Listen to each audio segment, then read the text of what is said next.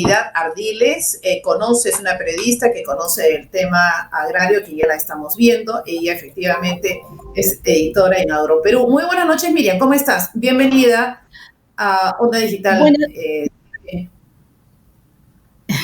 Buenas noches, Milagros. Buenas noches a tu teleaudiencia o ciberaudiencia de Yo Pregunto de Onda Digital y a todo el Perú agrario.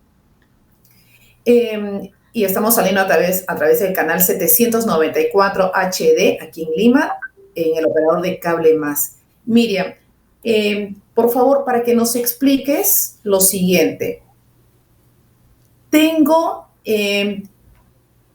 por ejemplo, voy a comprar camote o zanahoria. Zanahoria, por ejemplo, por no decir la papa, la zanahoria. Me costó 3 soles el kilo.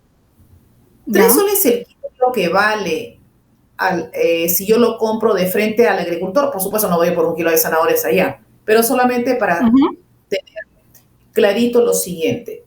O yo compro 5 o 6 soles, qué barbaridad, la papaya. Y no, ojo, que ya no está viniendo madura.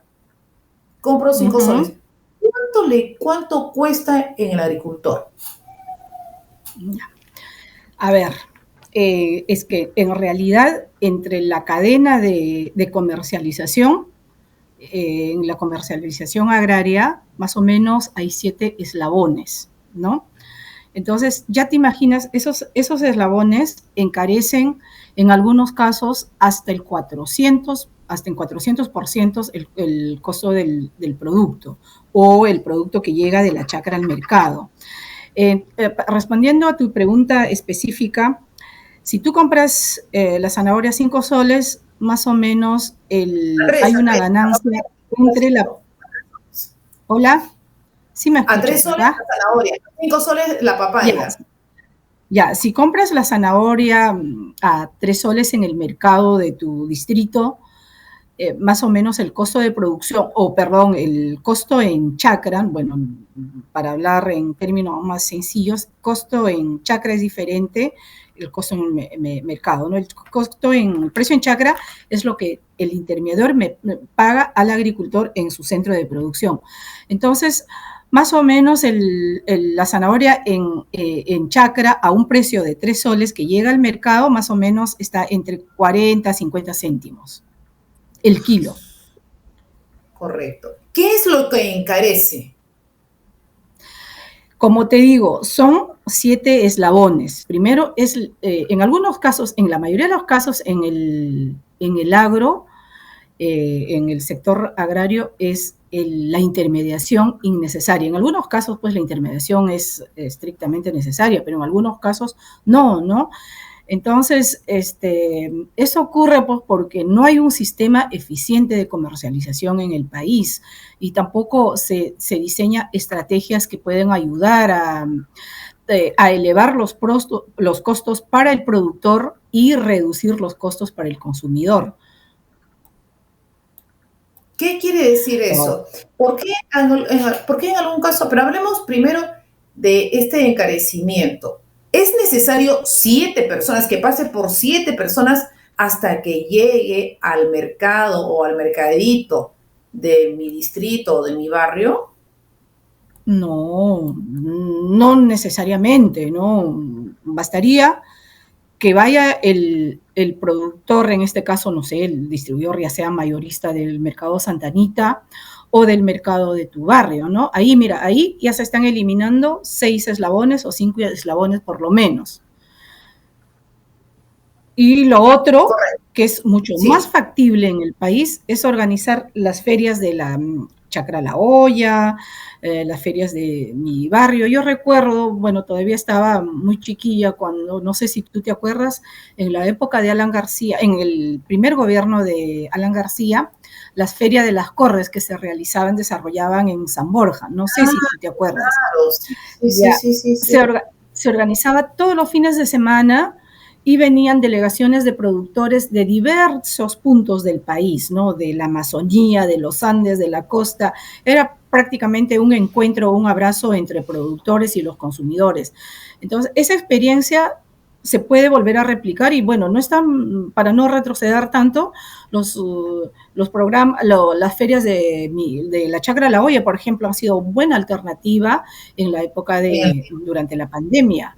Claro, y para que eso suceda solamente se necesita el compromiso de los 3 niveles de gobierno. Desde las municipales, distritales, provinciales, gobiernos regionales y el gobierno central, que debe asignar los recursos necesarios para cubrir los gastos de logística, ¿no? Y en este sentido, mira, yo creo que si el gobierno, no me refiero solo a este gobierno, me estoy refiriendo a todos los gobiernos anteriores, existe, te digo, desde la época de Fujimori hasta la época de Ollanta, bueno, en realidad esa ley sigue vigente. Existe una ley que nació, que gestó el fujimorismo, que obviamente se ha ido perfeccionando, entre comillas, se ha ido modificando, ¿no? Se ha ido modificando y de esa ley prácticamente ya nadie habla porque incluso ya ha quedado en el olvido, ¿no? Existe la ley de compra directa de alimentos agrarios, la compra directa, ¿no? Incluso local, que no es excluyente, no es una ley mucho más democrática que la ley publicada o promulgada en el 21 de noviembre por el gobierno de Sagasti, que es básicamente para comprar a la agricultura familiar hasta un tope del 30% de la producción en forma gradual a partir de este año, ¿no? Entonces, sí, en realidad todo eso pasa más allá de medidas, un conjunto de medidas o estrategias, eso pasa por voluntad política, en este caso, de los 3 niveles de gobierno, del gobierno nacional y los gobiernos subnacionales. Con solo acatar el fiel cumplimiento de esa ley, se estaría inyectando por lo menos alrededor de 400 millones de dólares al año al agro, ¿no? Que ya sería un alivio, un respiro frente a la carencia de créditos, de crédito agrario, ¿no? Y no solamente a ellos, sino que, digo, me parece que también... Obvio. El beneficio sería doble. El beneficio sería doble. Mayor rentabilidad al productor, además de brindarle una herramienta de financiamiento como es al incrementar la rentabilidad, los productores ya tendrían un capital para financiar o financiar la siembra o la crianza de sus animales, ¿no? Y al consumidor, más o menos, si se promoviera este tipo de ferias a nivel o en escala nacional, los consumidores reducirían más o menos en 50%, ahorrarían prácticamente el 50% de los gastos destinados a la alimentación. Correcto. Y además también que se puede programar. Es decir, los agricultores, por ejemplo, saben cuándo se cosecha y ahí solamente haría falta planificación, hacer un mapeo, distribuir. Es una cuestión de organización. El Estado, mejor dicho, el gobierno aún lo puede hacer ahora. A cualquier parte, en cualquier estación del año. Por eso te digo, es solamente decisión política, decisión o voluntad política. Yo pienso, mira, el Estado, como te vuelvo a repetir, el presupuesto para todos los programas dependientes o financiados por el Tesoro Público asciende más o menos 400 millones de dólares. Solo, mira, para que tengas una idea, solo el programa del vaso de leche de las municipalidades han destinado o destinan anualmente más de 410 millones de soles al año. Ya te imaginas, eso es solo el vaso de leche. No estamos contando Caliwarma, no estamos contando el INAVIF, las cárceles. Entonces, si todo eso, si el gobierno dijese solamente cumpliría o acataría los mandatos de esas 2 normas, ahí nuevamente, repito, estaríamos inyectando al sector alrededor de 400 millones de dólares al año, ¿no? Y obviamente, no solo muchos o la mayoría, pues dicen, los productores solo piden, no son pedigüeños. No, los agricultores no son pedigüeños, pero lo que necesitan es pues el rol facilitador del Estado, ¿no? Y en contraparte ellos tienen que organizarse también, porque es más fácil negociar en bloque, hacer presión y negociar en bloque estando bajo el modelo asociativo que negociar individualmente, ¿no? Porque se corre el riesgo. Yo soy productora de papa, por ejemplo, tú, Milagros, eres comercializadora. Entonces tú vas y me dices, bueno, Miriam, yo tengo a tu vecino que me está ofreciendo el kilo de papa a 20 céntimos, yo te estoy ofreciendo 10 céntimos más, si quieres, lo tomas o lo dejas, o me voy al costado. Yo sola no tengo el poder de convencimiento, el poder de negociación, el poder de presión, pero si yo estaría asociada con mis vecinos, sería mucho más negociar y enfrentar, romper esa ominosa cadena o esa cuello de botella que es la intermediación innecesaria. Estamos hablando de la intermediación innecesaria porque en algunos casos sí la intermediación es también es necesaria, ¿no? Tendría que decirte, ¿no? Cuando estás hablando de esta voluntad política que se puede ejercer, que se puede concretar con algo, además tan elemental, y en este momento, fíjate, ¿no? Estamos en un momento, primero, todavía de pandemia. Estamos en un momento de crisis de la compra de fertilizantes por el tema de la invasión de Rusia a Ucrania. Pero además estamos pasando un momento de guerra económica, ¿correcto? Que lo que está haciendo falta es inyectar dinero al sistema, porque por algún lado tenemos que dinamizar. Si inyecta el Estado, ¿correcto?, ese dinero a este circuito, a este sector, muchas cosas se podrían movilizar, otras más, y empieza, digamos, a circular el dinero, ¿no es verdad? Así y no necesitas una segunda reforma agraria, o en todo caso que esta sea la reforma agraria, una parte. Exacto. No hay, yo pienso que oxígeno, ¿no?, al agricultor. Claro, yo pienso que más de títulos rimbombantes o en realidad bastaría con decir una política agraria a largo plazo, independiente de los términos, ¿no? Yo no cuestiono que se hable de la segunda reforma agraria porque esta segunda reforma agraria es en concepción es diferente a la reforma agraria que aplicó Velasco Alvarado, ¿no? Claro, entonces mucha gente se ha quedado con el cuco de que hoy me van a expropiar tierras. No, yo pienso que más allá, al margen de la reforma segunda agraria, lo que requiere el sector es una política agraria de largo plazo y consensuada con los actores del agro, en este caso con los productores. De ese modo no se estaría cambiando valga la redundancia, cada cambio de ministro, porque cada nuevo ministro que entra con una nueva política agraria, ¿no? Si la política agraria de cualquier gobierno sería consensuada o concertada con los gremios de productores y con la academia, con los profesionales del agro, pues el horizonte del mismo sería mucho más amplio. Magnífico, me has dado el titular. Hasta 400% es el encarecimiento de la intermediación. Claro, desde el circuito, claro, desde la chacra hasta el mercadito de tu distrito, hay más o menos un incremento del 400%. Ahora mismo, por ejemplo. Perdón, pero es una bestialidad. Es una bestialidad. Exacto. Actualmente, por ejemplo, el kilo de arroz en el Valle de Chancay y Lambayeque, en la molina, o sea, yo productora de arroz, llevo a la molinera o al molino que me brinda el servicio de maquila, o sea, del pilado, a mí me están pagando un sol 50, un sol 60, dependiendo de la variedad y de la calidad del arroz.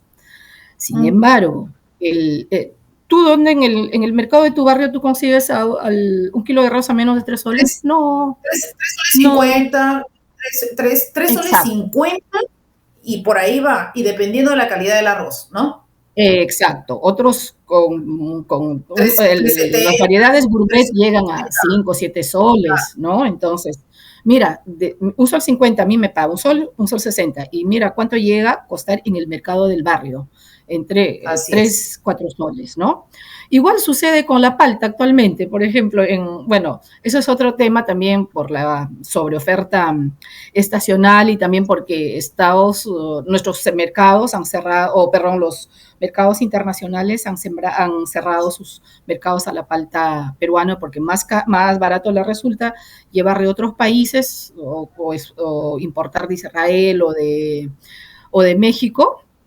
Y mira lo que está sucediendo. El kilo de palta palta de primera en Chacra está entre 2, 4 soles exagerando. Y mira cuánto llega a costar en los mercados, 8 o 9 soles. No 8, hasta 12 soles, dependiendo de la calidad también. Correcto, Entonces, así es.